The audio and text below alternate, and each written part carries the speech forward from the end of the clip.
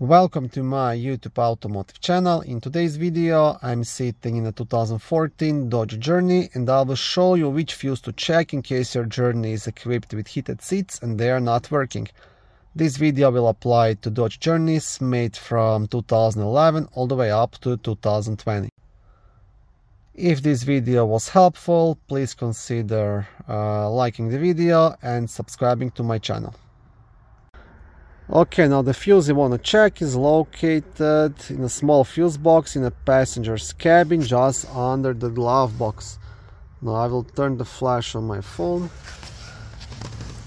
And the fuse box is right here.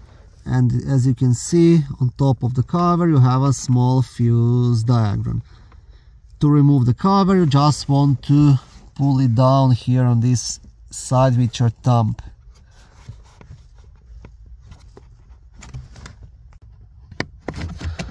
Okay, I'm gonna show you here. So it's clipped right here on this side. So just kind of wanna get your thumb in and pull it down and then completely remove it. And now you have access to all of the fuses here. And the fuse you wanna check, it's a fuse number F105, which is a 20 amp fuse located right here. Now this fuse is responsible for both front heated seats.